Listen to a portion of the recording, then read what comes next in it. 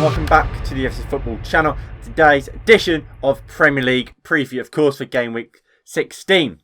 Now, last week we saw a few shocks in the Premier League. Arsenal, of course, finished their losing streak by beating Chelsea 3-1 with a very attacking and young front line, and they completely outclassed Chelsea and were very, very deserving of their 3-1 victory. Aston Villa, of course, smashed Crystal Palace 3-0 after being put a man down in the first half, seeing them play the whole of the second half with 10 men after Tyrone Mings, of course, got sent off. And the shock of the week was, of course, West Brom, the Baggies, getting their first point under Sam Allardyce while going to Anfield and nicking a point thanks to a semi-Agi header. Now, anyway, let's get into this week's fixtures. Crystal Palace versus Leicester City. Leicester City, of course, stole a last-minute draw against Manchester United through Jamie Vardy in their last game, while Crystal Palace faced defeat to Aston Villa and a 10-men Aston Villa at that. And I think Leicester City are the better of the two sides. And of course, I think Leicester City will win this game. I'm going for a 3-1 Leicester City win. Chelsea versus Aston Villa. As I have already mentioned, Aston Villa won their last game 3-0 against Crystal Palace, despite being a man down, with Tyrone Mings getting sent off in the first half. And they're going to miss him today. I think Tyrone Mings is a big centre-back for them, probably their best centre-back.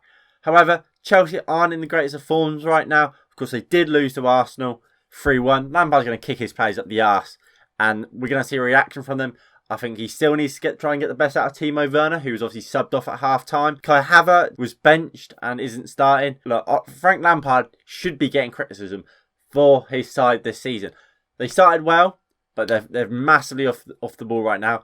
His stars, Kai Havertz, a club record transfer, I believe, not playing well. Timo Werner, an absolute incredible striker for RB Leipzig, good striker for Germany, wanted by Jurgen Klopp, has looked nothing like the striker we thought he would be. And that part of that is because of Frank Lampard playing him off the left. He's a striker playing as a striker. Frank Lampard won't get the criticism he deserves because he's English and because he was part of our golden generation and because of the player he was for Chelsea. If this was Ole Gunnar Solskjaer or Mikel Arteta, which we've seen actually, he would be getting criticism, and they have been. Frank Lampard won't, and I think again they'll drop points today. I think it's going to be a 2-2 draw. Everton versus Manchester City. Everton are sat in second place right now, while Manchester City are in sixth. However, Man City do have a game in hand on all the teams above them, apart from Manchester United, of course.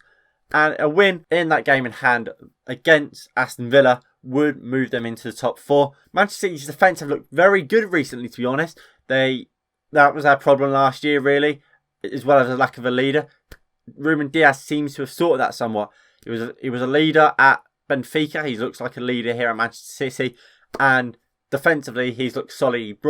He's got John Stones playing back at his best. And Laporte doesn't seem to have to get into this starting lineup right now because of John Stones and Ruben Dias's great performances together. Everton have looked good. Obviously, like I said, they're sat in second place. I think it's going to be a close game, but I think Everton just won't have enough to beat this Manchester City side. And I think Man City will run away with all 3 points. I'm going for a 2-1 Citizens win. Brighton versus Arsenal. Brighton got a point against West Ham last time out, while of course, Arsenal got a 3-1 victory over Chelsea with a front line of youngsters. They had Martinelli out on the left. They had Emile Smith-Rowe in the centre. And they had Bukayo Saka out on the right-hand side with Lacazette leading the line. Of course, that means they did drop club captain Pierre-Emerick Aubameyang. But they look fantastic. And they deserved all 3 points against Chelsea. And it'll be interesting to see how Arsenal line up in this game. Of course, Aubameyang, like I said, was on the bench. Will he come back in and start? Will Willian get a game? Will Pepe? He came on Pepe on the left wing. Are we going to see him start or not? We don't know. And these are the questions that you have to ask this Arsenal team. Brighton historically have done pretty well against Arsenal, if I remember correctly. They beat him 2-1 at the end of last season, with Neil Maupay winning it at the end. But I don't think Brighton will beat this Arsenal team. I think Arsenal need to start picking up results. That's what they're doing. They turned their luck around against Chelsea. Well, obviously they won on Thursday, convincingly won. And I think they're going to do again today.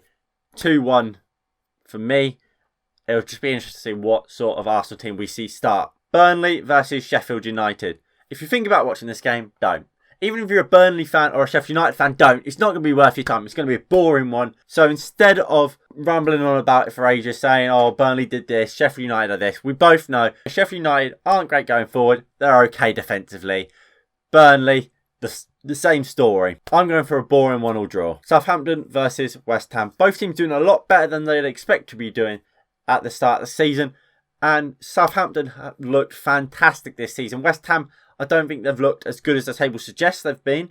But look, you can't complain with what they're doing. I think David Moyes has a way of playing, and they're doing that quite well.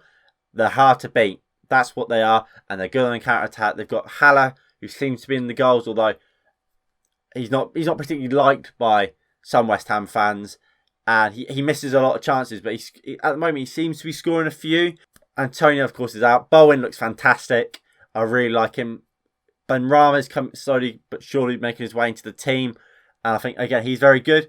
But I think Southampton, they're just too good. I think Southampton are fantastic. They are definitely missing their star striker, Danny Ings. But I'm going for a 2-0 Southampton win.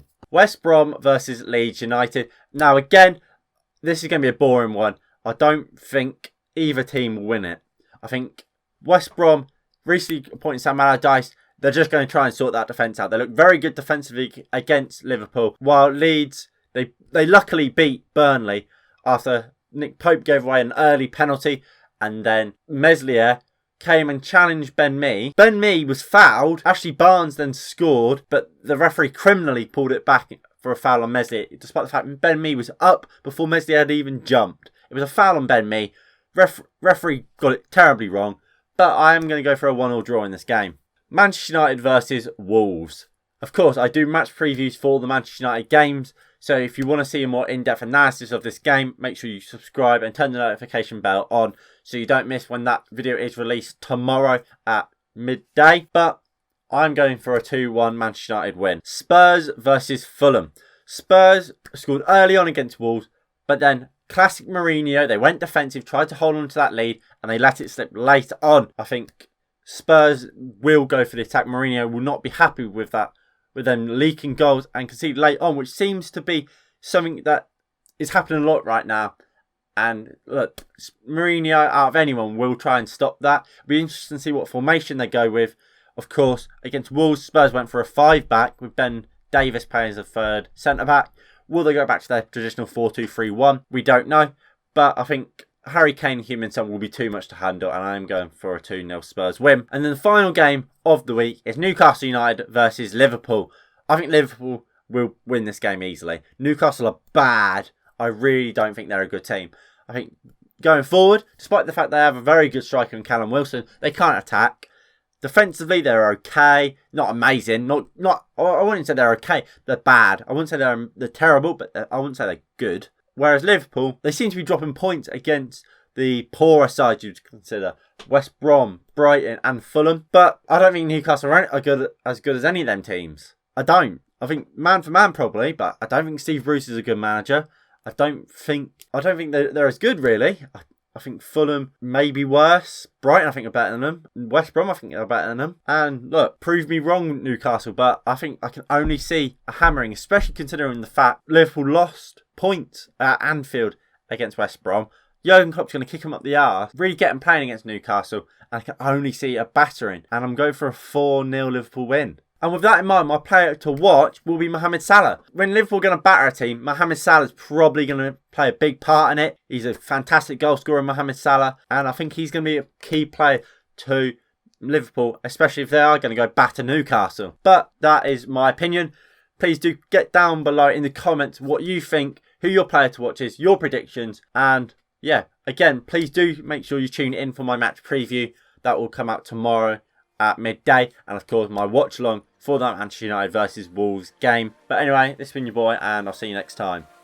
Peace.